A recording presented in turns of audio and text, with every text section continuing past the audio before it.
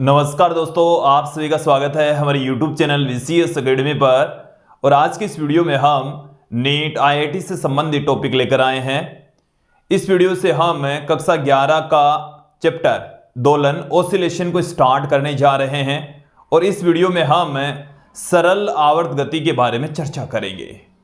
इस वीडियो में हम देखेंगे कि किसी कण की सिंपल हार्मोनिक मोशन में विस्थापन, वेग और त्वरण होते क्या हैं, साथ पर इन पर आधारित न्यूमेरिकल क्वेश्चंस भी यहां पर आज के इस वीडियो में देखने वाले हैं, समझने वाले हैं। इससे आगे का जो वीडियो होगा उसमें हम सरल आवर्त गति में कण की ऊर्जा की चर्चा करेंगे। विद्यार्थियों, यदि आप हमारे YouTube चैनल पर नए हैं तो चैनल को सब्सक्राइब कर लीजिए, साथ में बेल आइकन भी दबा दीजिए ताकि आपको आगे की वीडियोज की नोटिफिकेशन मिलती रहे। इस वीडियो में हम सबसे पहले बात करेंगे आवर्त गति।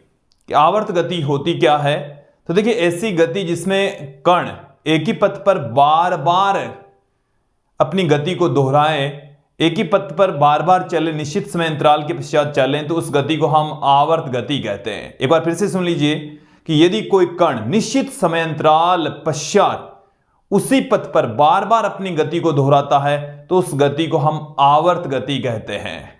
क्या कहा जाता है? आवर्त गति कहा जाता है।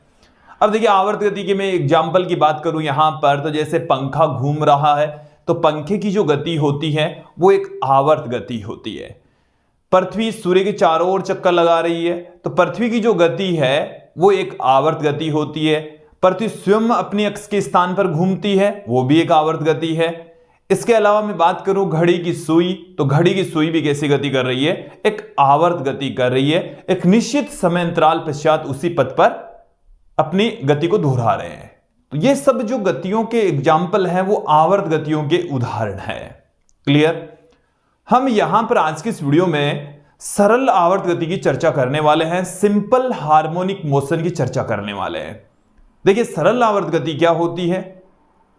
सरल आवर्त गति में भी कण एक ही पथ पर बार बार अपनी गति को दोहराता है, निश्चित समय अंतराल पश्चात दोहराता है। लेकिन सरल आवर्त गति में और जो बाकी की अन्य गतियां हैं उनमें क्या डिफरेंस रह जाता है? सरल आवर्त गति में कण एक निश्चित स्थिति के आगे पीछे गति करता है, इधर उधर गति करता है, एक माध्य स्थिति होती है और उसके आगे पीछे यदि गति कर रहा है तो उस गति को हम सिंपल हार्मोनिक मोशन कहते हैं। क्या कहा जाएगा? सरल आवर्त गति कहा जाएगा।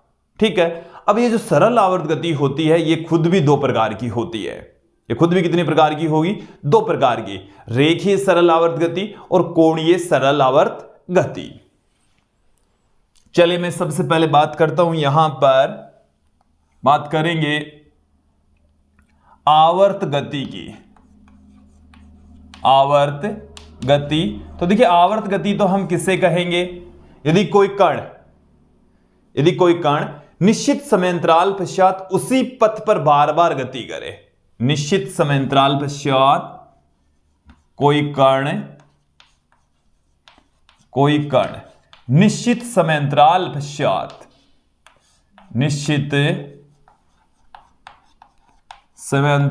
पश्चात उसी पथ पर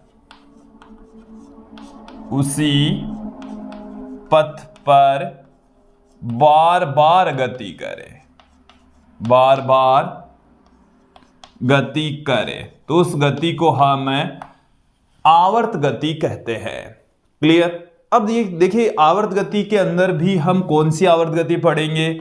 सरल आवर्त गति पढ़ेंगे। सरल आवर्त गति, और सरल आवर्त गति में इसको हम कहते हैं simple harmonic motion. Simple harmonic motion, और इसको हम शॉर्ट में कहते हैं SHM, सिंपल हार्मोनिक मोशन। देखिए, सरल आवर्त गति किसे कहा जाएगा? यदि कोई कण एक निश्चित स्थिति के आगे पीछे गति करे, इधर उधर गति करे, तो उस गति को हम सिंपल हार्मोनिक मोशन कहेंगे, सरल आवर्त गति कहेंगे। तो यदि कण यदि कण एक निश्चित स्थिति या माध्य स्थिति हम उसको कह सकते हैं। जो निश्चित स्थिति है वही क्या है? माध्य स्थिति। माध्य स्थिति के आगे पीछे या हम कह सकते हैं इधर उधर गति करे, इधर उधर या आगे पीछे गति करे, तो उस गति को हम क्या कहेंगे? सिंपल हार्मोनिक मोशन कहा जाएगा, सरल आवर्त गति कहा जाएगा। क्लियर? अब हम बात करते हैं जो सिंपल हार्मोनिक मोशन है वो दो प्रकार की होती है, एक रेखीय सरल आवर्त गति, दूसरी है कोणीय सरल आवर्त गति। तो पहला जो प्रकार है वो हमारे पास में है रेखीय सरल आवर्त गति। रेखीय सरल आवर्त गति। क्लियर? अब इसमें क्या होता है, कण के लिए एक माध्य स्थिति होती है और कण है उस माध्य स्थिति के आगे पीछे गति करता है। ठीक है, सरल रेखा में गति करेगा। कण कैसी रेखा में गति करेगा? सरल रेखा में गति करेगा। कण की जो गति होगी वो कैसी होगी? सरल रेखा में होने वाली है। क्लियर? देखिए यहां पर आप ध्यान दें, यह हमारे पास में एक दृढ़ाधार है और इस तरीके से एक स्प्रिंग यहां पर लगी हुई है, और यदि इस स्प्रिंग से जुड़े पिंड को थोड़ा सा विस्थापित करके छोड़ दें हम, तो ये एक सरल रेखा पर इस तरीके से गति करेगी। ये आगे जाएगी, पीछे, आगे पीछे, आगे पीछे, इस तरीके से ये गति करती है। तो इसकी जो गति है वो सिंपल हार्मोनिक मोशन होती है, एक रेखा में होती है, इसलिए इस गति को हम रेखीय सरल आवर्त गति कहते हैं। क्या कहा जाएगा? रेखीय सरल आवर्त गति। मैं यहां पर आपको जो सिंपल हार्मोनिक मोशन है, एसएचएम है, कि जो शर्तें हैं वो देख लीजिए। क्या है शर्त? कि कण है वो माध्य स्थिति के आगे पीछे गति करना चाहिए। कण की जो गति होगी वो कैसी होगी? पहली जो शर्त है वो यही है कि कण माध्य स्थिति के आगे पीछे गति करे। कण माध्य स्थिति के आगे पीछे गति करे, आगे पीछे गति करे। तो उस सिंपल हार्मोनिक कंडीशन के लिए आवश्यक शर्त यह है। फिर देखें दूसरी वाली कंडीशन क्या है, आवश्यक शर्त क्या है?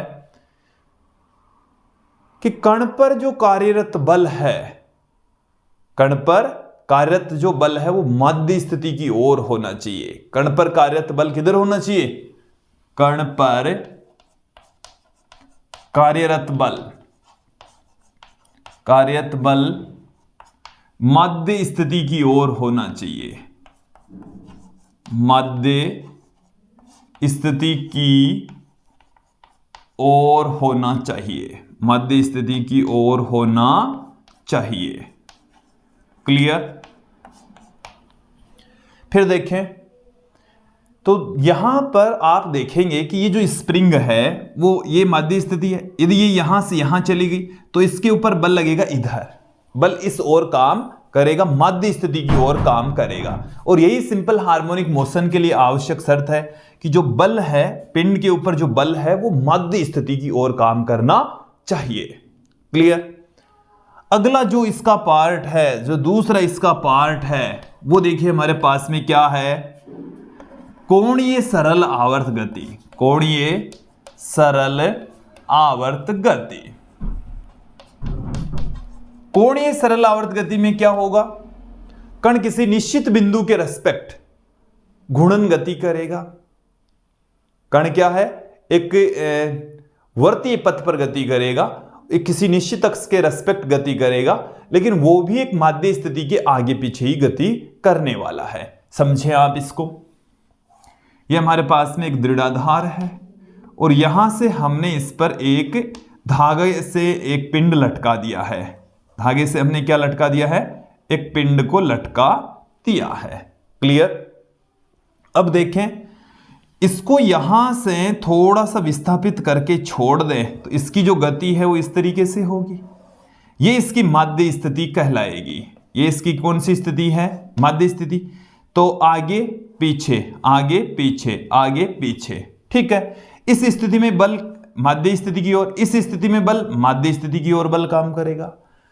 तो जो कोणीय सरल आवर्त गति है या रेखीय सरल आवर्त गति है, इन दोनों ही स्थितियों में कण है वो माध्य स्थिति के आगे या पीछे गति करता है और इन पर काम करने वाला जो बल है वो माध्य स्थिति की ओर होता है। तो यहां तक क्लियर हो जाना चाहिए, स्पष्ट हो जाना चाहिए। अब मैं यहां पर बात करूंगा सिंपल हार्मोनिक मोशन। इस सिंपल हार्मोनिक मोशन के अंदर हम चर्चा यहां पर करेंगे कि कण का जो गति का समीकरण है, विस्थापन समीकरण है, वेग का समीकरण है, बात करेंगे यहां पर एक्सेलरेशन की जो इक्वेशन है वो क्या होती है, उसकी यहां पर एक एक करके चर्चा कर लेते हैं। एक बार मैं इन सबको यहां से हटा देता हूं, फिर हम एक एक करके उन सभी को देखेंगे। सबसे पहले यहां पर हम देख लेते हैं रेखीय सरल आवर्त गति के लिए अवकल समीकरण। विद्यार्थियों, हम आपको बता दें कि जो स्प्रिंग की गति होती है वो एक रेखीय सिंपल हार्मोनिक मोशन का ही उदाहरण है। यहां पर हमारे पास में ये दृढ़ आधार है, ये हमने एक स्प्रिंग ली है और इससे हमने ये कोई पिंड जोड़ दिया है, ठीक है। अब यहां से हम क्या कर रहे हैं, इस कण को विस्थापित कर रहे हैं। इस कण को क्या दिया जा रहा है? विस्थापन दिया जा रहा है। अब जैसे मान लीजिए किसी क्षण विशेष पर जो ये जो पिंड है वो यहां आ गया, यहां पहुंच गया, ठीक है। तो यहां से यहां तक की जो डिस्टेंस है इसको मैं y कह दूं, इसको हमने क्या कह दिया? y कह दिया है। क्लियर? अब यहां पर आप ध्यान दें कि इस वस्तु के ऊपर जो इस स्प्रिंग से जुड़ी हुई है, इस पर एक बल काम करता है जो इसे प्रारंभिक अवस्था में लाने का प्रयास करता है, माध्य स्थिति में लाने का प्रयास करता है। उस बल को हम कहते हैं प्रत्यानयन बल। क्या कहा जाता है? प्रत्यानयन बल कहा जाता है। तो ये जो प्रत्यानयन बल होता है, हुक के नियम के अकॉर्डिंग कण के पिंड के विस्थापन के समानुपाती होता है। पिंड या कण के विस्थापन के समानुपाती होगा। तो प्रत्यानयन बल है वो किसके समानुपाती होगा? विस्थापन के। आप यहां पर ध्यान दें, प्रत्यानयन बल इसको हम ऐप से लिखते हैं। किससे पुट कर रहे हैं? ऐप से। विस्थापन यहां पर हमने किससे लिखा? y से। प्रत्यानयन बल और विस्थापन दोनों एक दूसरे की विपरीत दिशा में होते हैं, इसलिए यहां पर हमने एक नेगेटिव साइन पुट कर दिया है। F इक्वल टू क्या आ गया है? माइनस में ky। ये जो k है ये प्रत्यानयन बल नियतांक है। k क्या है? प्रत्यानयन बल नियतांक। प्रत्यानयन बल नियतांक कहलाता है और स्प्रिंग के लिए ये स्प्रिंग नियतांक हो जाएगा। स्प्रिंग के लिए इसको हम क्या कह देंगे? स्प्रिंग नियतांक कह देंगे। इतना तो क्लियर हो जाना चाहिए। अब देखिए ये जो बल है इसे हम क्या लिख सकते हैं? यहां पर आप ध्यान दें, F बराबर हम लिख सकते हैं m इंटू ए। m इंटू ए इसको हम पुट कर सकते हैं। ए के स्थान पर हम क्या लिख सकते हैं? d2y by dt square plus में ky इक्वल टू 0 और d2y by dt square plus k by m y equal to 0। ये आ गया। देखिए इसे हम इस तरीके से लिख सकते हैं d2y by dt square plus omega square y equal to 0 और ये सिंपल हार्मोनिक मोशन के लिए अवकल समीकरण है। ये क्या है? यही क्या है? यही सिंपल हार्मोनिक मोशन का अवकल समीकरण है। क्लियर हो जाना चाहिए, समझ में आ जाना चाहिए। देखो जहां हमने इन दोनों को कंपेयर करें तो हमने ओमेगा स्क्वायर किसके स्थान पर लिखा? के बाई एम के स्थान पर लिखा। तो ओमेगा बराबर क्या आ गया? अंडर रूट में के बाई एम। ये जो ओमेगा है ये कोणीय आवर्ती कह सकते हैं, कोणीय वेग कह सकते हैं। ये यहां पर कोणीय आवर्ती है। क्या है? कोणीय आवर्ती। चलिए इसे भी हम समझेंगे जब हम विस्थापन या वेग त्वरण जब पढ़ेंगे तब ओमेगा का अपना रोल होगा। क्लियर? तो यहां से आप देखेंगे कि कोणीय आवर्ती हमारे पास में ये होगी। मैं बात करूं यहां पर ओमेगा के स्थान पर हम क्या लिख सकते हैं 2 पाई एन, तो एन बराबर हमारे पास में क्या आ जाएगा ओमेगा अपॉन में 2 पाई, ओमेगा अपॉन में 2 पाई, तो ओमेगा ये है हमारे पास में, तो 1 अपॉन 2 पाई अंडरूट में के बाई एम, ये हमारे पास में आ गई है आवर्ती 1/2 पाई इंटू अंडरूट में के बाई एम। यहां से देखिए ओमेगा का सूत्र हम ये भी जानते हैं, ओमेगा बराबर क्या होता है 2 पाई अपॉन में कैपिटल टी, तो टी बराबर आ गया 2 पाई अपॉन में ओमेगा, तो टी का फॉर्मूला ये भी आ गया हमारे पास में, ये टी है, ये आवर्तकाल है, ये टी क्या है आवर्तकाल। देखो एक एक चीज क्लियर करें, ये तो कहलाता है अवकल समीकरण, ये तो क्या है अवकल समीकरण, इसका हल हम यहां पर देखेंगे। इसके साथ में यहां पर जो ओमेगा हमारे पास में निकलता है वो है अंडरूट में के बाई एम, अंडरूट के बाई एम, जहां के प्रत्यानयन बल नीयतांक, एम है सिंपल हार्मोनिक मोशन कर रहे कण का द्रव्यमान। फिर इससे हमने क्या निकाला स्मॉल एन निकाला, रेखीय आवर्ती निकाली जो कि क्या है 1/2 पाई अंडरूट के बाई एम। यहीं से हमने निकाल लिया है आवर्तकाल, आवर्तकाल का मतलब होता है एक चक्कर में लगा समय, t बराबर 2 पाई अंडरूट में m बाई के। क्लियर। यहां से आप ध्यान दें आवर्तकाल का मतलब हो गया कि यहां से कण यहां आया, वापस यहां आया, फिर वापस यहां आया, यहां पर आया, तो जैसे मैं यहां से कंसीडर करूं यहां से यहां और वापस यहीं पहुंच गया, उसी पोजीशन में पहुंच गया, तो पूरा एक चक्कर लगाने में जो भी समय लगता है उसे हम आवर्तकाल कहते हैं। क्या कहा जाता है आवर्तकाल कहा जाता है। चलिए इन सबको मैं यहां से हटा देता हूं, ये तो मैंने आपको बताया है रेखीय सरल आवर्त गति। अब मैं यहां पर चर्चा करूंगा कोणीय सरल आवर्त गति की, सिंपल तरीके से उसे भी समझ लेते हैं, सेम तरीके से वो भी आ जाएगा। दूसरा जो पार्ट हमारे पास में है वो है कोणीय सरल आवर्त गति, कोणीय सरल आवर्त गति। आपको मैंने क्लियर कर ही दिया है कि कोणीय सरल आवर्त गति के अंदर क्या होगा। एक एग्जांपल लेकर चलें, ये हमारे पास में एक दृढ़ आधार है, ये डोरी है और डोरी से हमने ये एक पिंड को बांध दिया है और यहां से बांधने के पश्चात ये जो पिंड है वो अपनी मध्य स्थिति के आगे पीछे दोलन गति करेगा।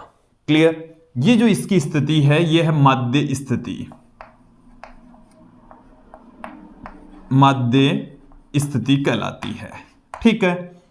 अब यहां पर आप ध्यान दें कि यहां पर बल आघूर्ण काम करेगा, यहां पर क्या काम करने वाला है बल आघूर्ण।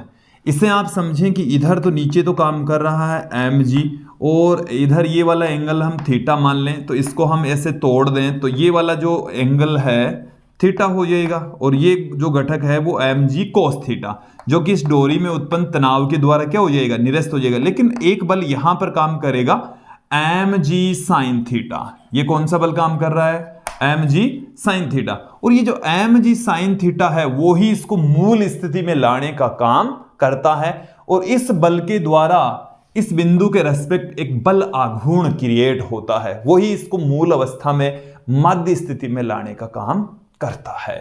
देन यहां से हमारे पास में क्या मिल जाएगा, देखिए यहां से हमें मिल जाएगा ये जो बल आघूर्ण है वो कोणीय विस्थापन के समानुपाती होता है। जितना ज्यादा कोणीय विस्थापन होगा, क्योंकि ये तो थीटा के ऊपर डिपेंड कर रहा है, क्योंकि जो बल आघूर्ण होता है वो बल गुणा घूर्णक से उसकी दूरी लंबवत दूरी, तो बल तो ये है और घूर्णक से लंबवत दूरी ये है, तो ये तो लंबवत दूरी तो फिक्स है, ऐसे एल लंबाई है तो वो तो फिक्स है।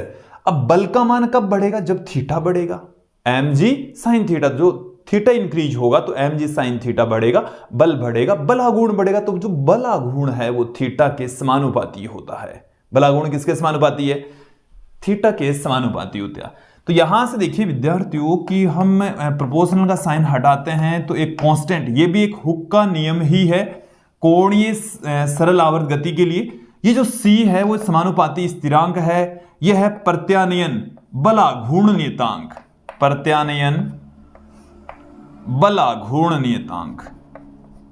प्रत्यानयन बलाघूर्ण नियतांक इसको हम कहते हैं। क्लियर? प्रत्यानयन बलाघूर्ण नियतांक इसको कहा जाता है। क्लियर हो जाना चाहिए, स्पष्ट हो जाना चाहिए। इसके बाद में हम आगे बढ़ते हैं। ये जो टो है, ये टो है हमारे पास में क्या है? टो बराबर हम जानते हैं आई इंटू अल्फा। देखो एक एक चीज क्लियर कर लीजिए। ये जो आई है ये है जड़त्व आघूर्ण, मोमेंट ऑफ इनर्शिया, और ये जो अल्फा है ये कोणीय त्वरण है। अल्फा क्या है? कोणीय त्वरण। तो यहां से हम इसको क्या पुट कर सकते हैं? देखें, दोनों को इक्वल पुट कर देंगे, दोनों को बराबर पुट कर देंगे तो हमारे पास में देखिए कुछ रिलेशन आएंगे, अवकल समीकरण भी आएगा। चलिए देख लेते हैं। दोनों को बराबर पुट कर दीजिए। आई इंटू अल्फा बराबर माइनस में सी इंटू थीटा। आई इंटू अल्फा बराबर माइनस में सी थीटा। यहां से अल्फा को हम लिख सकते हैं D two theta by D T square. इसको बराबर के इस तरफ सी थीटा बराबर में 0 और D two theta by D T square plus C upon I into theta बराबर 0। D two theta by D T square plus C upon I into theta equal to 0, और इसके स्थान पर हम क्या पुट कर देंगे? D T square plus omega square theta equal to 0 put कर देंगे। तो यहां से देखिए दोनों को कंपेयर कर लो। दोनों को कंपेयर करेंगे तो ओमेगा स्क्वायर बराबर किसके आ गया है? सी अपॉन में आई के। ओमेगा किसके बराबर आ गया है? अंडरूट में सी अपॉन आई के। क्लियर? तो ये आ चुका है ओमेगा कोणीय आवर्ती। क्लियर हो जाना चाहिए, स्पष्ट हो जाना चाहिए। ये जो आप इक्वेशन देख रहे हैं, ये वाली जो इक्वेशन देख रहे हैं, ये कोणीय सरल आवर्त गति का अवकल समीकरण है। कोणीय सरल आवर्त गति का अवकल समीकरण कहलाता है। क्लियर? यहीं से आप निकाल सकते हैं, क्योंकि ओमेगा किसके बराबर होता है? 2 पाई एन के, जो कि अंडरूट में सी बाई आई के इक्वल है। देन यहां से हमारे पास में क्या आ जाएगा? एन बराबर आ जाएगा 1/2 पाई अंडरूट में सी बाई आई। एन बराबर हमारे पास में क्या आ गया? 1/2 पाई अंडरूट में सी अपॉन आई प्राप्त हो जाएगा। क्लियर? ये क्या है? कोणीय सिंपल हार्मोनिक मोशन में आवर्ती। ठीक है, आप एक फॉर्मूला ध्यान रख लीजिए, बाकी के फॉर्मूले दूसरे से निकल जाएंगे। और यहां से आवर्तकाल देखिए, ओमेगा बराबर क्या होता है? 2 पाई अपॉन में कैपिटल टी। तो यहां से कैपिटल टी बराबर 2 पाई अपॉन में ओमेगा, 2 पाई ओमेगा की वैल्यू कितनी है? अंडरूट में सी बाई आई। ये हमारे ओमेगा बट्टे में है, इधर ओमेगा कहां है? बट्टे में पड़ा है। तो 2 पाई ओमेगा का मान है सी अपॉन में आई, तो आई कहां चला गया? ऊपर चला गया, सी बट्टे में पड़ा है। क्लियर हो जाना चाहिए, स्पष्ट हो जाना चाहिए। टी बराबर होता है 2 पाई अपॉन में ओमेगा, ओमेगा की वैल्यू पुट कर दे 2 पाई अंडरूट में क्या आ गया हमारे पास में? आई अपॉन में सी। तो विद्यार्थियों यहां तक तो क्लियर हो जाना चाहिए। रेखीय सरल आवर्त गति और कोणीय सरल आवर्त गति दोनों में हमने अवकल समीकरण की यहां पर चर्चा कर ली है। अब मैं यहां पर कुछ बिंदु आपके सामने रख दूंगा, कुछ डेफिनेशन हम आपके सामने रख देंगे, फिर उसके पश्चात हम रेखीय सरल आवर्त गति में कण का विस्थापन, वेग और त्वरण, ये तीनों राशियां हम देखने वाले हैं, समझने वाले हैं। चलिए किन किन राशियों को हम यहां पर परिभाषित करेंगे। अब यहां पर हम कुछ महत्वपूर्ण परिभाषाएं देख लेते हैं, समझ लेते हैं। सबसे पहले ये जो सारी की सारी परिभाषाएं हैं वो सिंपल हार्मोनिक मोशन से संबंधित हैं। समझेंगे इन सबको एक एक करके। सबसे पहले हम बात करेंगे माध्य स्थिति। ये हम पहले भी बता चुके हैं, इस वीडियो में कई बार बात कर चुके हैं, पर माध्य स्थिति के बारे में अच्छे से समझ लीजिए। जैसे आपके पास में रेखीय सरल आवर्त गति है तो उसके लिए तो हम क्या लेकर चलते हैं? स्प्रिंग से जुड़ा एक पिंड लेकर चलते हैं, तो ये इसकी माध्य स्थिति होती है। ये इसकी क्या होती है? माध्य स्थिति। यहां से इसका जो विस्थापन है थोड़ी देर बाद में, जैसे मान लो ये यहां आ गया तो विस्थापन इसका y है। तो माध्य स्थिति में एक तो जो विस्थापन होता है वो शून्य होता है। माध्य स्थिति में विस्थापन क्या होगा? शून्य। अभी हमने थोड़ी देर पहले ही चर्चा की कि जो प्रत्यानयन बल होता है, प्रत्यानयन बल होता है माइनस में के वाई। तो y 0 है तो माध्य स्थिति के अंदर प्रत्यानयन बल भी क्या होता है? शून्य। प्रत्यानयन बल भी क्या होता है? शून्य होता है। माध्य स्थिति के अंदर वेग अधिकतम होता है, गतिज ऊर्जा अधिकतम और स्थितिज ऊर्जा शून्य होती है। स्थितिज ऊर्जा क्या होती है? शून्य होती है। वैसे स्थितिज ऊर्जा हम अगले वीडियो में देखेंगे, लेकिन मैं आपको क्लियर कर दूं कि स्थितिज ऊर्जा कितनी होगी माध्य स्थिति में? 0 होने वाली है। तो ये सब कुछ चीजें हमने सीखी यहां पर। माध्य स्थिति एक ऐसी स्थिति जिसके आगे पीछे कण गति करता है, ठीक है, लेकिन माध्य स्थिति में और क्या होता है? विस्थापन 0 होता है, ठीक है, प्रत्यानयन बल 0 होता है। माध्य स्थिति के अंदर जो स्थितिज ऊर्जा होती है वो भी कितनी है? शून्य है, न्यूनतम होती है। स्थितिज ऊर्जा क्या होती है? न्यूनतम। और इसके अलावा जो वेग होता है वो अधिकतम होता है। माध्य स्थिति में वेग क्या होता है? अधिकतम होता है। स्थिति को कहने को माध्य स्थिति है, बट उसमें वेलोसिटी क्या होगी? मैक्सिमम होगी। क्लियर? फिर मैं यहां पर चर्चा करता हूं, ये जो सब कुछ मैंने बताया, ये बताया मैंने रेखीय सरल आवर्त गति में। बात कर लेते हैं हम यहां पर कोणीय सरल आवर्त गति की। तो इसमें ये माध्य स्थिति है। ये कौन सी स्थिति है? माध्य स्थिति। और यहां पर विस्थापन के स्थान पर कोणीय विस्थापन आ जाता है। विस्थापन के स्थान पर क्या आ जाता है? कोणीय विस्थापन आ जाता है। विस्थापन के स्थान पर क्या आ जाएगा? कोणीय विस्थापन आ जाएगा। इसको हम देखिए थीटा की जो वैल्यू है वो यहां पर चेंज होती है। तो माध्य स्थिति के अंदर कोणीय सरल आवर्त गति के अंदर थीटा की वैल्यू कितनी होगी? 0 होगी। प्रत्यानयन बल आघूर्ण कितना होगा? 0 होगा, क्योंकि इस स्थिति में जो बल है वो इधर और इधर काम करेंगे, दोनों एक दूसरे को निरस्त कर देंगे। देन यहां पर बल आघूर्ण कितना हो जाएगा? शून्य हो जाएगा। क्लियर हो जाना चाहिए। तो यह तो है कोणीय सरल आवर्त गति में, यह रेखीय सरल आवर्त गति में माध्य स्थिति की कंडीशंस। फिर अब हम यहां पर चर्चा करेंगे प्रत्यानयन बल रिस्टोरिंग फोर्स के बारे में। तो प्रत्यानयन बल क्या होता है? जब आपके पास में दोलन गति करने वाली कोई वस्तु है और उसको माध्य स्थिति से थोड़ा सा विस्थापित कर देते हैं, तो वस्तु के द्वारा किसी स्थिति से माध्य स्थिति में वापस लाने का प्रयास करने वाला जो बल होता है, उसी बल को हम क्या कहते हैं? प्रत्यानयन बल। ऐसा बल जो कण को मूल अवस्था में या माध्य स्थिति में वापस लाने का प्रयास करे, क्या कहलाता है? प्रत्यानयन बल कहलाता है। और कोणीय सरल आवर्त गति में मूल अवस्था में लाने वाला बल के स्थान पर आ जाएगा बलाघूर्ण। क्या कहला? प्रत्यानयन बलाघूर्ण हो जाएगा वहां पर। तो यहां पर इस चीज को क्लियर कर लें, जो प्रत्यानयन बल है वो तो ये होता है। प्रत्यानयन बल क्या होता है? पहले तो डेफिनेशन क्या है कि ऐसा बल जो कण को माध्य स्थिति में लाने का प्रयास करे, प्रत्यानयन बल कहलाता है। प्रत्यानयन बल है वो विस्थापन के समानुपाती होता है। क्या होगा? विस्थापन के समानुपाती। और इसकी डायरेक्शन माध्य स्थिति की ओर होती है। एफ की डायरेक्शन किधर होगी? एफ की दिशा माध्य स्थिति की ओर होगी। माध्य स्थिति की ओर, माध्य स्थिति की ओर। जैसे मान लीजिए कि यहां पर कण, इधर जो प्रत्यानयन बल काम करेगा उसकी डायरेक्शन ये, जैसे ये प्लस में है, ये y क्या है? प्लस में। इधर इस डायरेक्शन में हमने प्लस में ले लिया, तो ये क्या होगा? माइनस में होगा। जैसे मान लो कण ये स्प्रिंग सिकुड़कर यहां आ गई, स्प्रिंग सिकुड़कर यहां आ गई, तो ये y इधर माइनस में, ये y माइनस में, तो F क्या होगा? इधर होगा प्लस में। F क्या होगा? प्लस में होगा। ये क्लियर हो जाना चाहिए। तो प्रत्यानयन बल और विस्थापन दोनों एक दूसरे के समानुपाती होते हैं, हालांकि डायरेक्शन एक दूसरे के विपरीत होगी।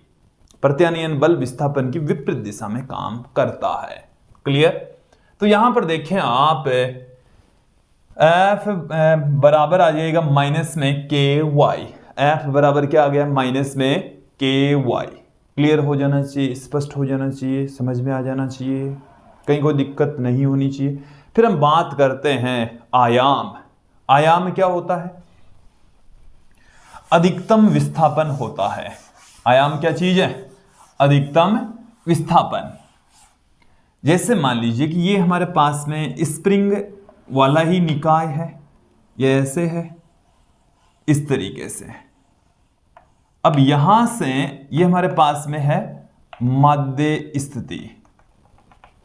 कौन सी स्थिति है, माध्य स्थिति। मध्य स्थिति ये वाली है। अब ये अधिकतम कहां तक विस्थापित हो जाएगा, देखो यहां पर और डायग्राम बना देता हूं मैं। यहां पर इसकी जो अधिकतम जो डिस्टेंस है ये, और जो न्यूनतम जो डिस्टेंस है वो ये।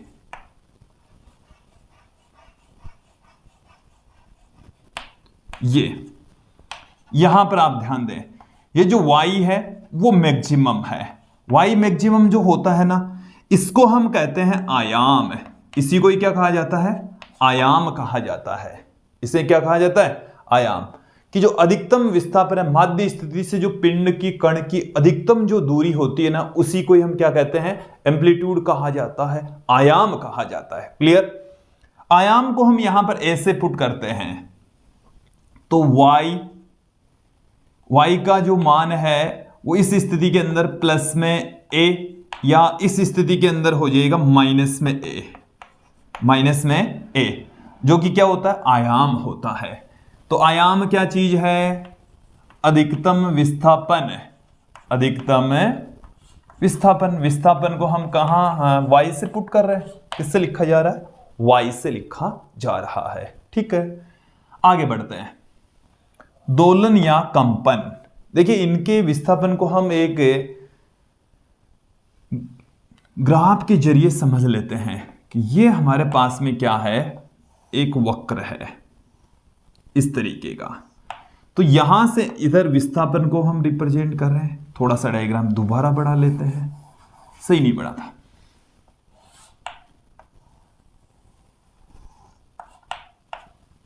ये हमारे पास में है, ये प्लस में, ये माइनस में है। तो ये जो अधिकतम विस्थापन होता है, ये होता है अधिकतम विस्थापन, जो कि यहां से प्लस a दूरी पर है। ये वाला है माइनस में a दूरी पर, प्लस a ऊपर की ओर, माइनस में a नीचे की ओर। ठीक है, तो अधिकतम विस्थापन वही क्या है, आयाम है। क्लियर हो जाना चाहिए। फिर मैं बात करता हूं दोलन या कंपन की।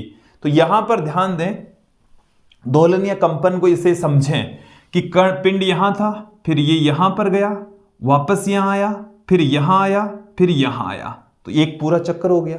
इसे हम कहते हैं एक दोलन या एक कंपन। ये जो स्थिति है इसको हम कहते हैं चरम स्थिति। इसको क्या कहा जाता है, चरम स्थिति। ये वाली जो स्थिति है वो भी क्या है, चरम स्थिति। दोनों ही स्थितियां कैसी है, चरम स्थितियां है।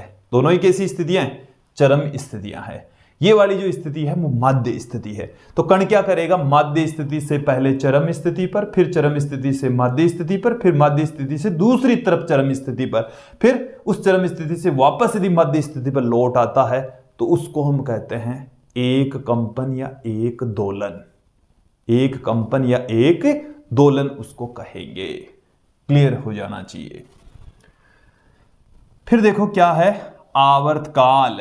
आवर्तकाल भी यही है, पूरा एक चक्कर में, जैसे यहां से चला, यहां से यहां, यहां से वापस यहां, तो पूरे एक चक्कर में लगा जो समय होता है उसको हम आवर्तकाल कहते हैं। यहां पर देखें, यहां से कण की गति है वो यहां से यहां माध्य स्थिति, फिर ये चरम स्थिति, फिर माध्य स्थिति, दूसरी दिशा में चरम स्थिति, फिर माध्य स्थिति। तो ये पूरा का पूरा जब एक चक्कर हो जाता है तो इसको तो हम कहते हैं एक कंपन या दोलन। और यहां से यहां तक कण को पहुंचने में जो भी समय लगता है उसको हम क्या कहते हैं, आवर्तकाल कहते हैं। ये t/2 आवर्तकाल का आधा, ये t/4, और ये हो गया है 3t/4। समझ आ जाना चाहिए। फिर आवर्ती। आवर्ती है प्रति सेकंड कंपनों की संख्या। प्रति सेकंड चक्रों की संख्या, कंपनों की संख्या, दोलनों की संख्या। चलिए यहां पर क्या है, ये माध्य स्थिति, तो ये यहां से यहां आया तो एक चक्कर हो गया। तो ऐसे एक सेकंड में कितने चक्कर लगते हैं, उसी को हम कहते हैं आवर्ती। तो इसकी डेफिनेशन क्या है, प्रति सेकंड चक्रों की संख्या, कंपनों की संख्या बट्टा उसमें लगा समय। चलिए इन सबको मैं एक बार यहां से हटा देता हूं।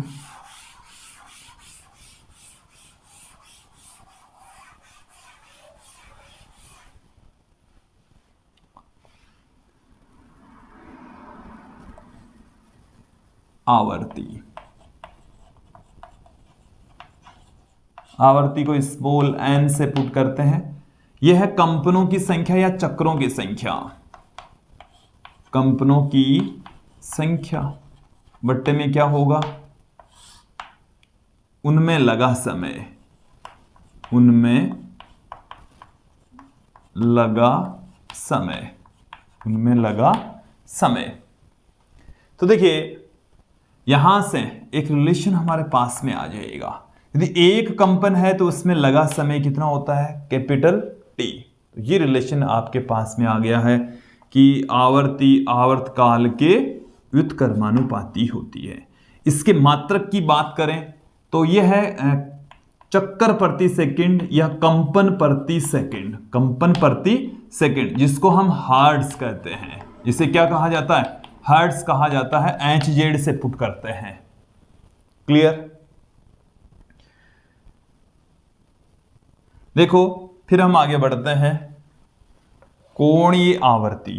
कोणीय आवर्ती का मतलब है प्रति सेकंड बनाया गया कोण, प्रति सेकंड बनाए गए कोण, वो क्या है, कोणीय आवर्ती।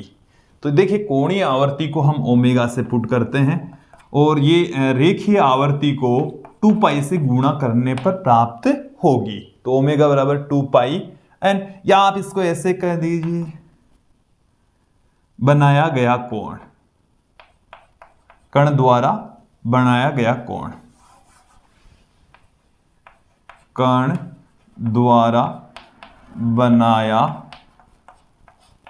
गया कोण, और अपॉन में क्या आ जाएगा हमारे पास में, उसमें लगा समय, उसमें लगा समय। तो बनाया गया कोण है, जब यह हमारे पास में इसकी डेफिनेशन हो गई है, और जब एक चक्कर की बात करें तो 2 पाई एंगल बन जाता है। कितना एंगल बन जाता है, 2 पाई। पूरा एक चक्कर लगने में जो एंगल बनता है वो कितना है, अभी हम आपको समझाएंगे कि कैसे एक कण जब वर्तीय गति में गति कर रहा होता है तब उसके लंब पाद के द्वारा सरल आवर्त गति होती है, और पूरा एक चक्कर में उसके द्वारा बनाया गया जो कोण है वो 2 पाई होता है, उसमें लगा जो समय है वो कैपिटल टी होता है। तो ओमेगा बराबर आ गया 2 पाई अपॉन टी। ये रिलेशन सब काम के हैं, बार बार यूज में आएंगे, न्यूमेरिकल क्वेश्चन सोल्व करने में काम में आते हैं। यहां तक क्लियर हो गया। अगली जो डेफिनेशन है वो हमारे पास में क्या है, कला कोण या सिर्फ कला। देखिए इसके जस्ट बाद में हम पढ़ेंगे सिंपल हार्मोनिक मोशन में कण का विस्थापन समीकरण, कण का विस्थापन समीकरण।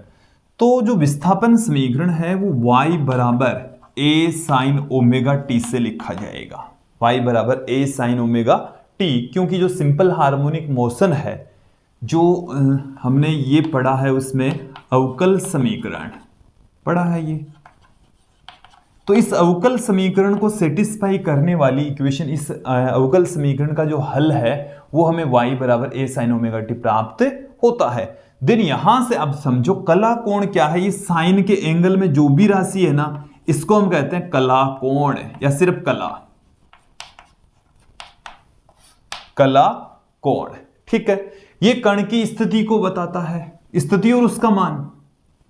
कला कोण किसको बताएगी, कण की स्थिति, कण की स्थिति और उसके मान के लिए कला ही जिम्मेदार है, कला कोण ही जिम्मेदार है कि कण कौन सी स्थिति में है, उसका मान, कण के विस्थापन की वैल्यू क्या है, वो कला कोण पर डिपेंड करेगा किस पर निर्भर करेगा?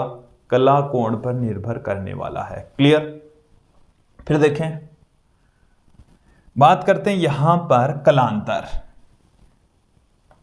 देखिए, दो कण के लिए, दो कणों के लिए विस्थापन समीकरण, पहले कण का है y1 बराबर जैसे a1 sign omega t plus φ1, ठीक है। देन यहां पर दूसरी कण के लिए a2 sign omega t plus φ2, ठीक है। देन यहां पर हमारे पास में क्या आ जाएगा? देखें आप, हमारे को मिल जाएगा कलांतर, कला कोणों का अंतर, कला कोणों का अंतर, दोनों के कला कोणों का जो अंतर है वही क्या है? कला कोणों का अंतर ही कलांतर है। तो इसका कला कोण कितना है? Omega t plus φ2 minus omega t plus φ1 बराबर आ जाएगा φ2 माइनस φ1, φ2 माइनस φ1। समझ आ जाना चाहिए, ये कलांतर था। अब हम एक एक करके यहां पर चर्चा करेंगे कि सिंपल हार्मोनिक मोशन में जो कण है उसका विस्थापन समीकरण क्या होगा, उनसे रिलेटेड हम ग्राफ यहां पर देखेंगे।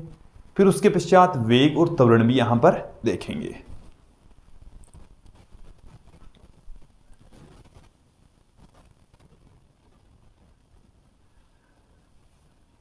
चलिए अब स्टार्ट करते हैं सिंपल हार्मोनिक मोशन में विस्थापन समीकरण।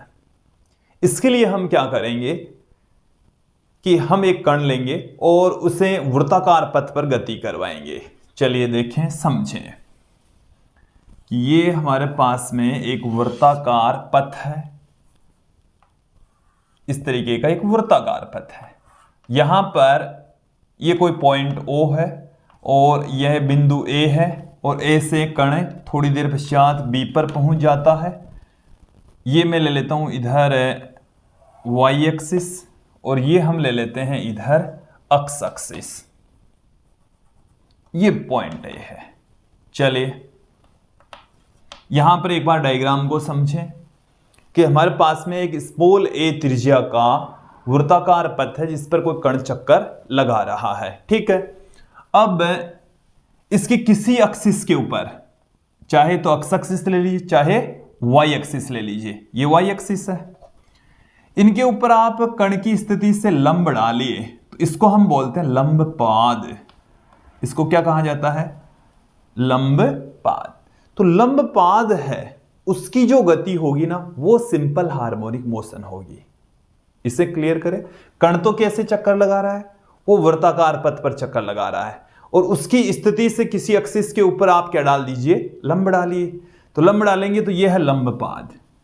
मूल बिंदु से इसकी जो डिस्टेंस है a है वो सिंपल हार्मोनिक मोशन करेगा। जैसे ये कण यहां पर है तब लंब पाद यहां पर, ये जब यहां है तो ये यहां पर, फिर जैसे जैसे ये कण जाएगा ना तो ये जो बिंदु n है ना वो इधर आ जाएगा, फिर ये कण घूमता हुआ इधर आएगा तो ये इधर नीचे आता जाएगा, ये यहां पर आ गया, ये यहां पर आ गया, वापस यहां पर तो ये इधर, ऐसे यहां, फिर ये इधर तो वापस यहां पर, तो ये यहां लौटेगा तो वापस यहां आ जाएगा। बिंदु जो n है ना वो इधर इस बिंदु के इस एक्सिस के रेस्पेक्ट इस तरीके से दोलन गति करता है।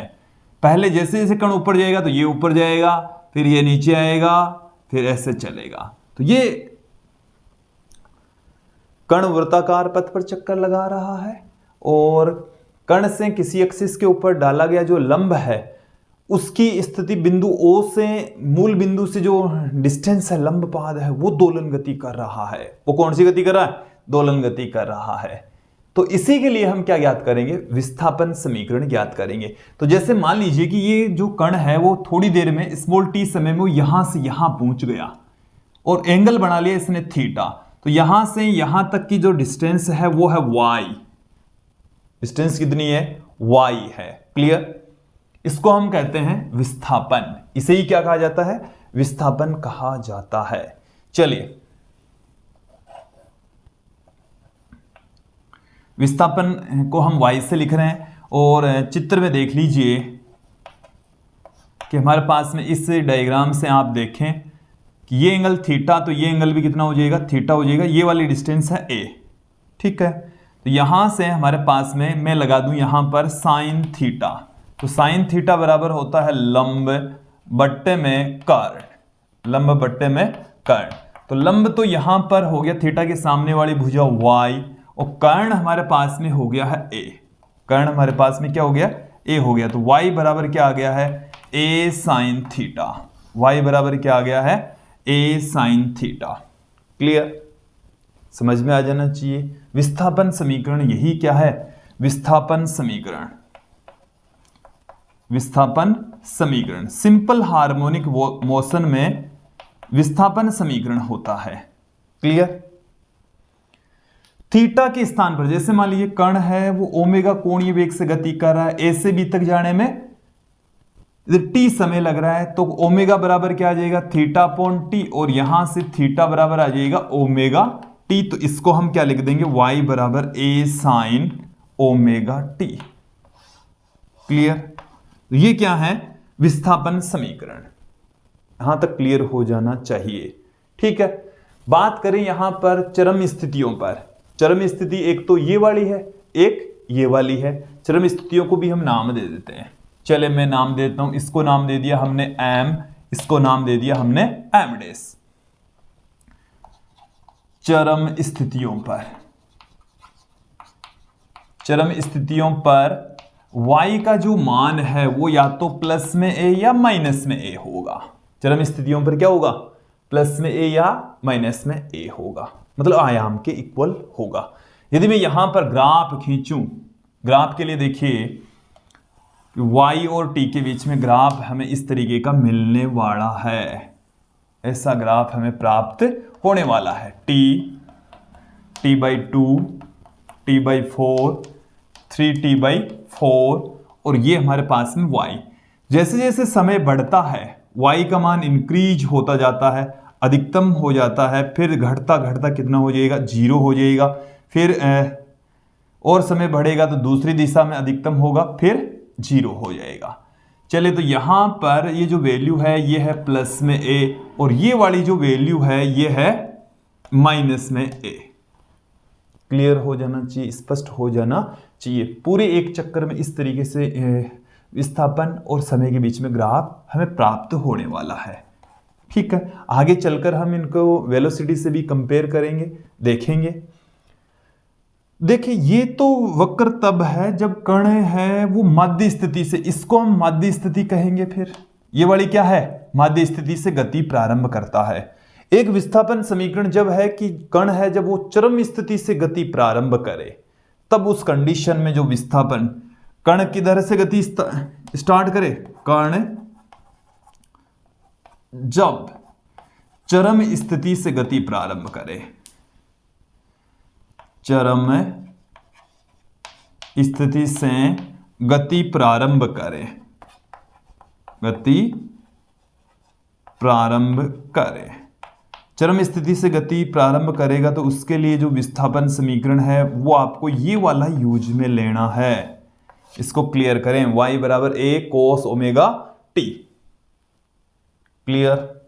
अब हम बात करते हैं सिंपल हार्मोनिक मोशन में वेग।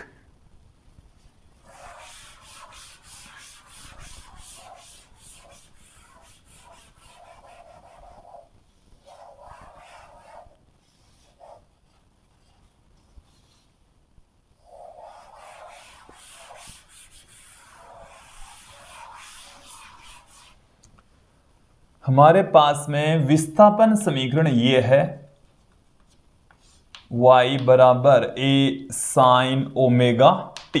ये विस्थापन समीकरण है, y बराबर a साइन ओमेगा t।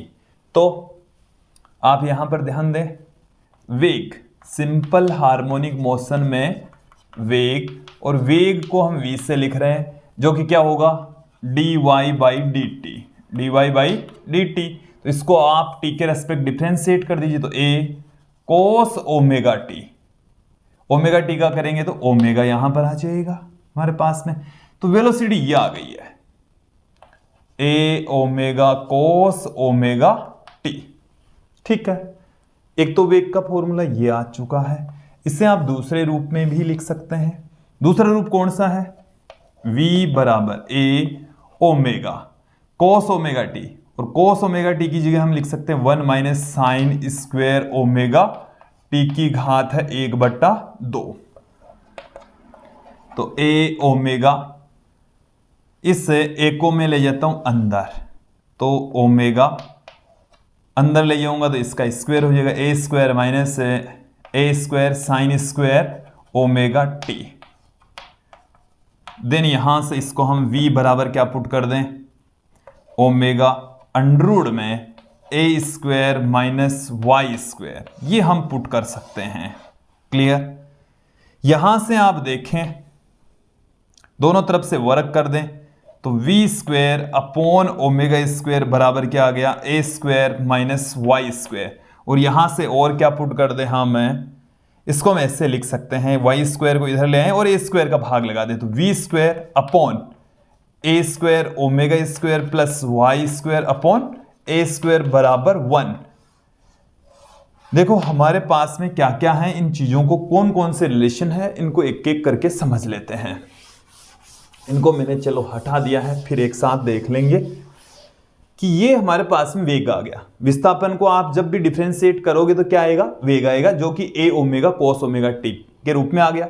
अब इसे cos ओमेगा टी को हम क्या लिख सकते हैं?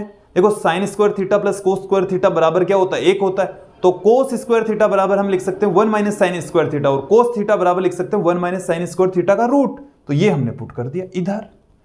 इसको मैं अंदर ले गया, अंदर ले जाते ये अंडररूट के अंदर जा रहा है तो स्क्वायर हो जाएगा। Clear? A square minus a square sine square omega t, ये a square as it is है। A square sine square omega t किसके इक्वल है? वाई के इक्वल है, तो a square minus Y square का रूट आ गया। क्लियर? ये भी आपको ध्यान में रखना है। कई बार ये सीधा दिया जाता है कि भाई ये ओमेगा ये है, आयाम ये है, तो इतने, जैसे आपको ये कहा जाए कि आयाम भाई 60 मिलीमीटर है, कोई कण है दोलन गति कर रहा है, आयाम उसका क्या है? 60 मिलीमीटर है, और 20 मिलीमीटर के ऊपर उसका वेलोसिटी क्या होगी, आपको ओमेगा भी दे रखा हो। तो हम कई बार क्या होते हैं, जैसे फॉर्मूला ये होता है हमारे पास में, इससे हमारे को समझ नहीं बैठता। ठीक है कि भाई उसने आयाम दे रखा है, वाई दे रखा है, देन कैसे निकालेंगे? तब ये वाला फॉर्मूला हम यूज में लेंगे। ये चीजें सब कुछ क्या है, प्रैक्टिस से वहां आती है, निकलती है। ये जो रिलेशन आया हमारे पास में v और y के बीच में, ये एक दीर्घवृत्त का समीकरण है। इसका मैं यदि समीकरण यहां पर बनाऊं, मतलब ग्राफ यहां पर दीर्घवृत्त का बनाऊं, तो इस तरीके का हमें ग्राफ प्राप्त होने वाला है। थोड़ा सा सही तो नहीं बना, चलिए दोबारा ये लाइन में खींच देता हूं। यहां पर ये हमारे पास में आ चुका है, तो ये एक तरफ मैं ले लेता हूं v, और दूसरी तरफ हम क्या ले लेते हैं? y। चलिए तो v वाली तरफ तो क्या होगा? a ओमेगा, और ये वाला होगा a। v और y के बीच में ग्राफ खींचें तो इस तरीके से चेंज होता है। देखो जो y 0 होता है, विस्थापन पर वेलोसिटी अधिकतम होती है a ओमेगा के बराबर होती है। किसके बराबर होगी? a omega. और जैसे जैसे विस्थापन बढ़ता है वेलोसिटी डिक्रीज हो जाएगी। इस तरीके से डिक्रीज होती हुई कितनी हो जाएगी? 0। फिर विस्थापन वापस घटता है, ऐसे घटेगा। देखो y का मान तो ऐसे चेंज हो रहा है, ऐसे ऐसे, क्योंकि y तो ऐसे चेंज हो रहा है, दोलन गति कर रहा है कण। ठीक है, और वेग ऐसे चेंज हो रहा है। इस स्थिति के ऊपर तो वेग है ये, जैसे जैसे यहां इधर चलेंगे विस्थापन इधर बढ़ेगा, वेलोसिटी डिक्रीज होती हुई 0। फिर दूसरी दिशा में विस्थापन इधर वापस आएगा, तो यहां पर वेलोसिटी इस तरफ। क्लियर हो जाना चाहिए, स्पष्ट हो जाना चाहिए। ठीक है, मैं यहां पर अब बात करूंगा कि भाई चरम स्थितियों के ऊपर, चरम स्थिति पर वेलोसिटी क्या होगी, चरम स्थिति पर वेग क्या होगा। तो चरम स्थिति के ऊपर इससे निकालो आप, ये देखो यही वाला सूत्र हम यूज में लेंगे। चरम स्थिति पर y तो क्या होगा, या तो प्लस में या माइनस में। देन यहां पर v बराबर ओमेगा, देखो ध्यान देना, a स्क्वायर, y का मान है प्लस में या माइनस में, तो वेलोसिटी कितनी होगी चरम स्थितियों पर? 0 होगी। अरे समझ रहे हैं ना, ये ऐसे है आपके पास में, ये ऐसे है, और इसमें ये जब ऐसे दोलन गति कर रहा है ना, तो ऐसे ये अधिकतम जो स्थिति है, ये वाली जो चरम स्थिति है ना, इसके ऊपर वेलोसिटी कितनी रहेगी, 0 रहेगी। ये ऐसे चलेगी, मैक्सिमम वेलोसिटी यहां जाते थे तो रुक जाएगा, कुछ क्षण के लिए रुकेगा, तो वही है चरम स्थिति। फिर वापस आएगा, वेलोसिटी अधिकतम होगी, फिर यहां पर आएगा, वेलोसिटी फिर से 0, फिर ऐसे गति कर रहा है। तो ये चरम स्थिति है, ये चरम स्थिति है, उस पर वेग कितना है, 0 है। ठीक, माध्य स्थिति पर वेलोसिटी कितनी है, माध्य स्थिति के ऊपर वेलोसिटी अधिकतम होती है। माध्य स्थिति पर वेलोसिटी क्या होती है, अधिकतम। कितनी होगी वो भी देख लो। माध्य स्थिति पर y 0 हो जाता है, और y जब 0 होगा तो क्या होगा, यहां y 0 कर दो, a स्क्वायर का रूट हो गया a ओमेगा हो जाएगा, a ओमेगा। v का मान कितना हो जाएगा, a ओमेगा के इक्वल हो जाएगा। क्लियर, आगे बढ़ते हैं, एक्सेलरेशन की चर्चा करेंगे। अब यहां पर हमारे पास में वेग आ चुका है। सिंपल हार्मोनिक मोशन में वेग SHM में कोई कण है, उसका वेग हो जाएगा a omega cos omega t। फिर मैं बात करता हूं SHM में त्वरण, एक्सेलरेशन। एक्सेलरेशन को कैपिटल ए से लिखेंगे, क्योंकि स्मॉल ए को हमने आयाम से लिख दिया। किससे पुट कर दिया, आयाम से। चलिए, एक्सेलरेशन होता है वेग में परिवर्तन की दर, और वेग कितना है, ये है। तो ए ओमेगा तो पड़ा ही है, कोस ओमेगा टी का क्या हो जाएगा, माइनस साइन ओमेगा टी, और ओमेगा टी का करेंगे तो एक और ओमेगा निकल जाएगा। तो यहां से ए बराबर कितना आया, माइनस में ओमेगा स्क्वायर वाई आया, ओमेगा स्क्वायर वाई। ये जो नेगेटिव साइन है ना, वो हमें ये बता रहा है कि जो त्वरण है वो माध्य स्थिति की ओर होता है। एक तो क्लियर हो जाना चाहिए, माध्य स्थिति की ओर होगा। एक यहां से देखें कि जो त्वरण है वो विस्थापन की विपरीत दिशा में होगा, त्वरण है वो विस्थापन की विपरीत दिशा में होगा।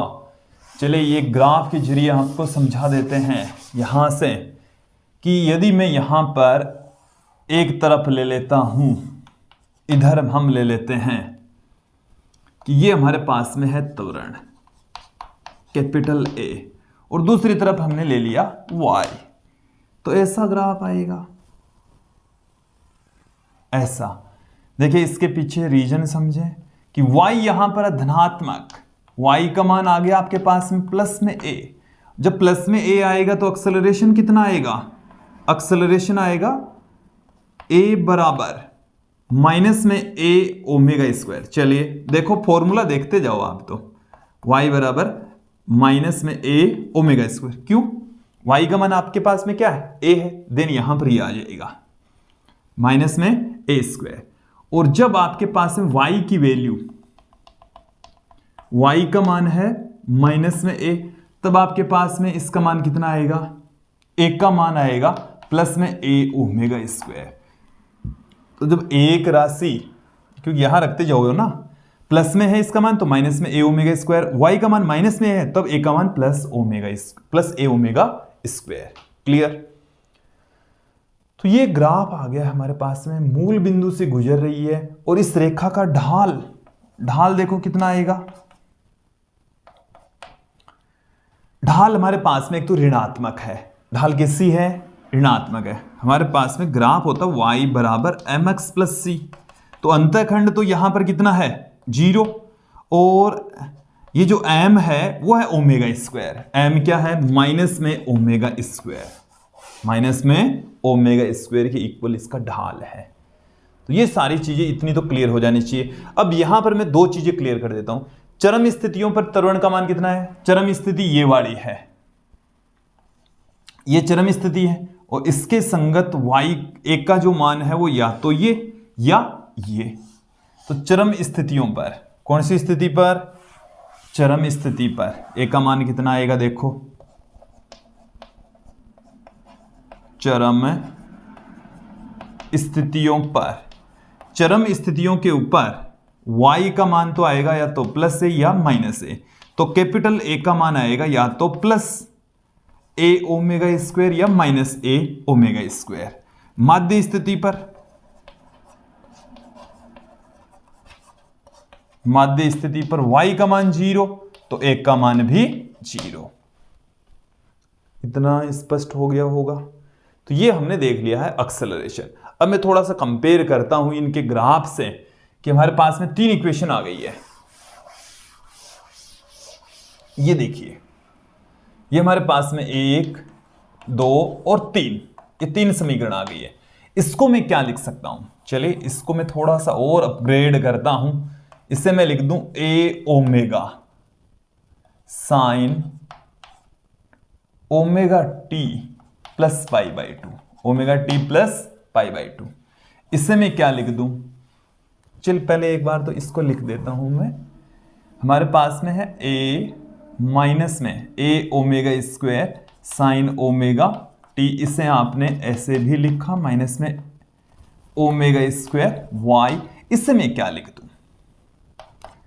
ए omega square sine omega t plus pi लिख दूं मैं, यही आएगा। एक नेगेटिव साइन क्रिएट हो जाएगा, 180 plus theta, sine 180 plus theta, तो एक नेगेटिव साइन क्रिएट हो जाएगा। नेगेटिव साइन ही तो है, इस नेगेटिव साइन की जगह मैंने ये लिख दिया ओमेगा टी प्लस पाई। देखो यहां पर चीजें क्लियर हो जानी चाहिए कि जो वेग है वो विस्थापन से पाई बाई 2 कोण आगे है। वेग है वो विस्थापन से पाई बाई 2 कोण आगे है। इसका कला कोण है ओमेगा टी, इसका कला कोण है omega t plus pi by 2। तो वेग है वो विस्थापन से पाई बाई 2 कोण आगे है। त्वरण है वो पाई कोण आगे है। त्वरण कितने कोण आगे है? पाई कोण विस्थापन से। फिर यहां पर देखो त्वरण है वो विस्थापन से तो पाई कोण आगे है और वेग से केवल पाई बाई 2 कोण आगे है। एक से कितना है? पाई बाई 2 कोण। तो आप इसे ऐसे भी कह सकते हैं, वेग है वो त्वरण से पाई बाई 2 कोण पीछे हैं। ये चीजें मतलब तीनों का जो इक्वेशन है इससे आप अच्छे से समझ सकते हैं, क्लियर कर सकते हैं। ठीक है। कई बार जैसे मान लीजिए कि जो कण है वो गति कर रहा है, उसका द्रव्यमान स्मॉल एम है, स्मॉल एम है, तो बल का मान क्या हो जाएगा? बल F बराबर हो जाएगा m इंटू ए। तो F बराबर आ गया माइनस में m into omega square Y, ये आ जाएगा बल। ग्राफ भी ऐसा का ऐसा ही आएगा। चलिए इन्हीं से इक्वेशन से हम कुछ ग्राफ आपको बता दें, समझ लेते हैं। विस्थापन समीकरण वाले ग्राफ देखिए, ये हमारे पास में एक ग्राफ है। एक तरफ हमने ले लिया y, दूसरी तरफ हमने ले लिया समय। ये वाली जो वैल्यू है ये प्लस में a और ये वाली जो वैल्यू है वो ये है माइनस में a। ये कैपिटल T, ये t बाई 2, ये t बाई 4, ये 3t बाई 4। ठीक है। फिर ध्यान दें, मैं वेग का ग्राफ खींच रहा हूं। अब किसका ग्राफ खींच रहे हैं हम? वेग का ग्राफ खींच रहे हैं। तो वेग का फॉर्मूला हमारे पास में ये पड़ा है, कोस ओमेगा टी के रूप में है। ये रहा, किस रूप में? कोस ओमेगा टी के रूप में। तो ये जो ग्राफ है वो हमें इस तरीके से मिलने वाला है, ऐसे ऐसे। ये t by 4, t by 2, 3t by 4 और ये t। ठीक है। जब y का मान 0 तब वेग अधिकतम a ओमेगा के बराबर, देख लीजिए a ओमेगा के बराबर, और y का मान जब कितना हो जाता है? अधिकतम, तो वेग 0। फिर y का मान क्या हो जाता है? फिर से 0, तो ये हो जाता माइनस में a ओमेगा। ऐसा ग्राफ हमें प्राप्त होने वाला है। एक्सेलरेशन का भी देख लीजिए इसके साथ में, capital A, capital A। Capital A का जो ग्राफ है वो माइनस में ओमेगा स्क्वायर वाई के रूप में प्राप्त होने वाला है। तो ऐसा ग्राफ हमें मिलने वाला है। ठीक है। यहां पर माइनस में a ओमेगा स्क्वायर, ये प्लस में a ओमेगा स्क्वायर, ये कैपिटल T, ये t बाई 2, ये t बाई 4, ये 3t बाई 4। क्लियर हो जाना चाहिए, तीनों ग्राफ समझ में आ जाने चाहिए। तो विद्यार्थी यहाँ तक मुझे उम्मीद है आप लोगों को अच्छे से समझ में आ गया होगा। इनसे रिलेटेड जो छोटे छोटे बिंदु हैं वो भी अच्छे से समझ में आ गए होंगे, क्लियर हो गए होंगे। विद्यार्थियों अगला जो हमारा वीडियो होने वाला है उसमें हम सिंपल हार्मोनिक मोशन में ऊर्जा पढ़ेंगे। यहां पर कुछ क्वेश्चंस इन पर आधारित देख लेते हैं। चलिए अब एक एक करके कुछ क्वेश्चंस यहां पर देख लेते हैं। सबसे पहले देखिए कि एक वस्तु 5 सेमी आयाम और 4 सेकंड आवर्तकाल से सरल आवर्त गति करती है।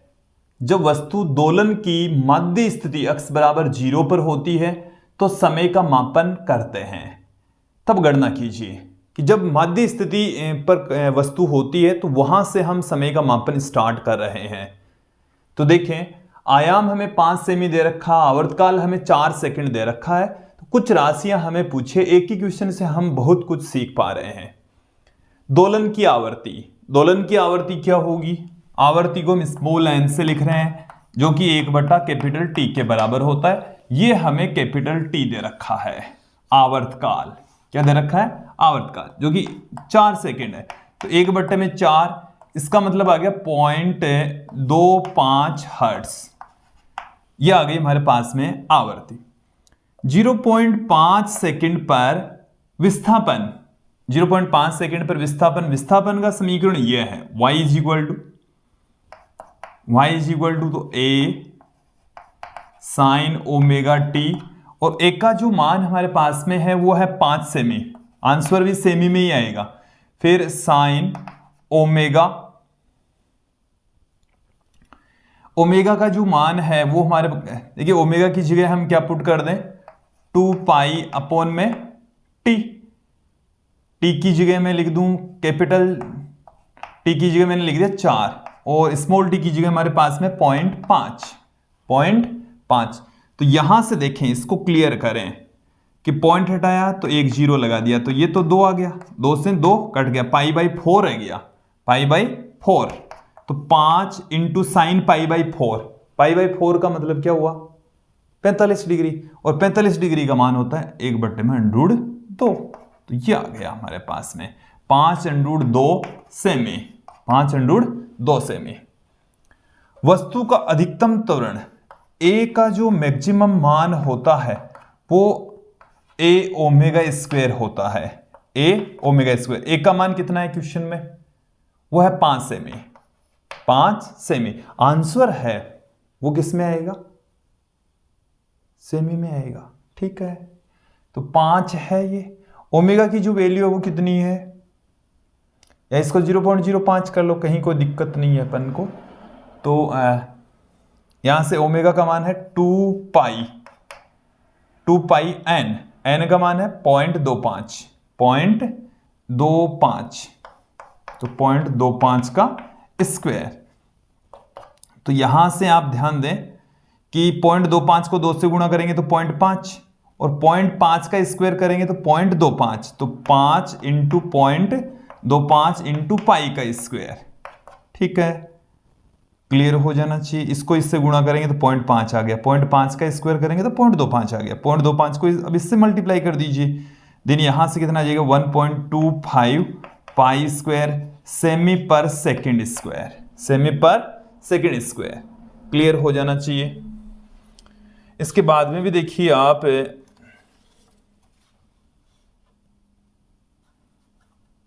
ए मैक्सिमम हमारे पास में, एक बार इसकी कैलकुलेशन जरूर दोबारा कर लीजिएगा आप।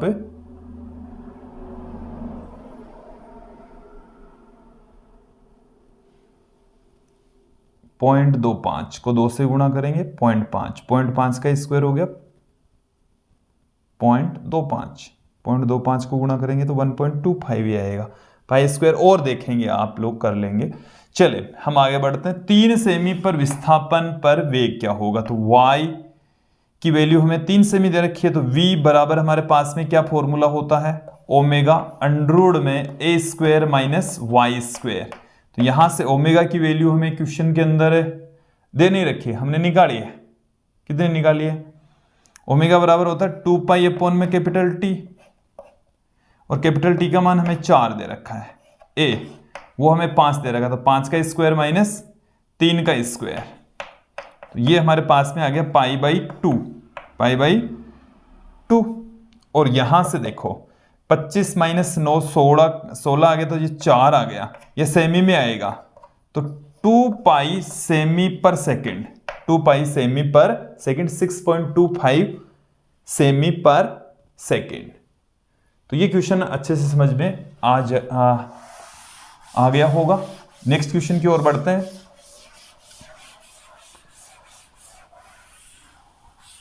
चलिए देखिए, अगला जो क्वेश्चन है वो हमें क्या बता रहा है कि आवर्ती दोलक का आयाम a है।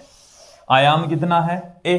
और जब कण का वेग इसके अधिकतम वेग का आधा है तो कण की स्थिति ज्ञात कीजिए। कण का वेग कितना है?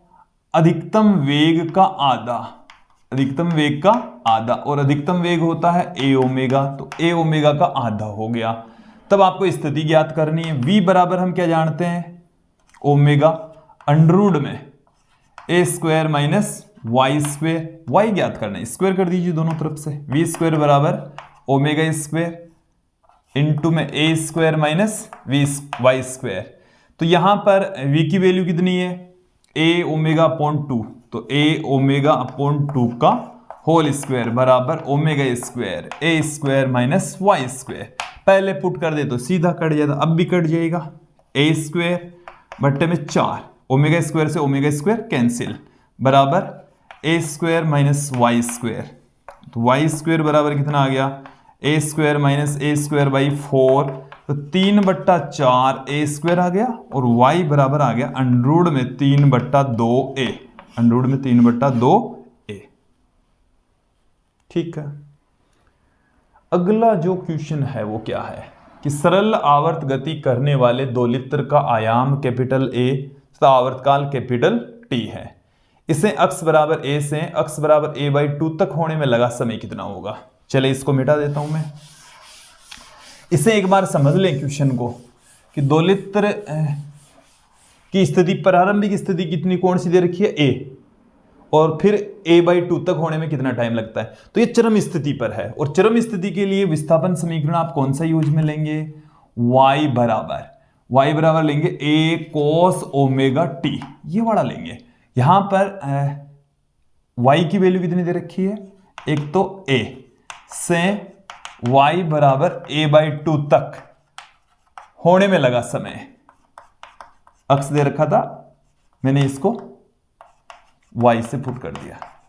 ठीक है। देन यहां कितना आ जाएगा? एक y का जो मान है वो है a/2 बराबर a cos ओमेगा t। चलिए, तो यहां से ऐसे कट गया, 1/2 बराबर आ गया है cos ओमेगा t।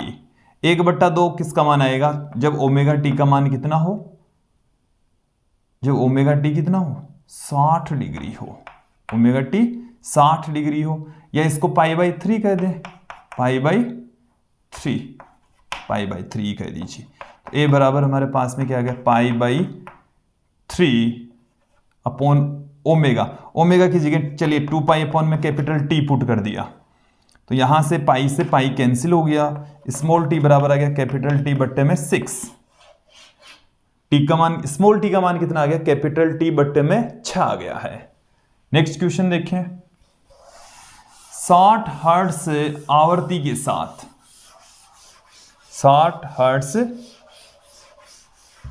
आवर्ती के साथ सरल आवर्त गति करने वाले कण का आयाम 0.01 है, तो इस कण का अधिकतम त्वरण a मैक्सिमम कितना होता है? a ओमेगा स्क्वायर, माइनस में प्लस में a ओमेगा स्क्वायर होता है। तो हमारे को आयाम 0.01 दे रखा है, ओमेगा का मान है 2 पाई n का मान हमें 60 दे रखा है। चलिए कितना आ जाएगा? 0.01, 2 को 60 से गुणा करेंगे तो 120, तो 120 गुणा 120 इंटू पाई स्क्वायर। तो यहां से इस जीरो से ये कट जाएगा क्योंकि दो संख्या पहले पॉइंट है, दोनों जीरो, तो 144 पाई स्क्वायर आंसर आ जाएगा। और ये आएगा किसमें आंसर? मीटर पर सेकंड स्क्वायर में ही आएगा। लास्ट क्वेश्चन देखें कि एक सरल आवर्त दोलक में घूम रही किसी वस्तु का अधिकतम वेग और अधिकतम त्वरण क्रमशः 2 मीटर पर सेकंड और 4 मीटर पर सेकंड स्क्वायर है, तो ओमेगा कितना होगा? चलिए देखें। अधिकतम वेग v मैक्सिमम होता है जो कि a ओमेगा होता है। a ओमेगा बराबर हमारे पास में आ गया 2 मीटर प्रति सेकंड दे रखा है। a मैक्सिमम बराबर कितना है? a ओमेगा स्क्वायर, इसका परिमाण हमने ले लिया तो प्लस में आ गया, ये हमें 4 दे रखा है क्वेश्चन में।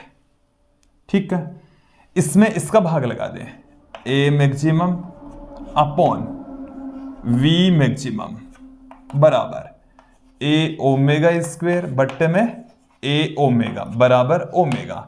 इसका मान कितना? 4, इसका मान कितना? 2, बराबर कितना? ओमेगा। तो ओमेगा बराबर कितना आ गया? 2 रेडियन प्रति सेकेंड।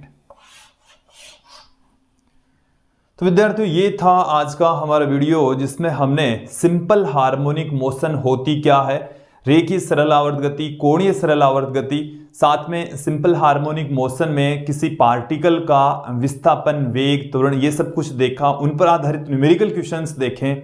नेक्स्ट वीडियो में सिंपल हार्मोनिक मोशन में कण की स्थितिज ऊर्जा, गतिज ऊर्जा, माध्य स्थितिज और माध्य गतिज ऊर्जा देखेंगे, कुल ऊर्जा देखेंगे, उन पर आधारित न्यूमेरिकल क्वेश्चंस देखेंगे।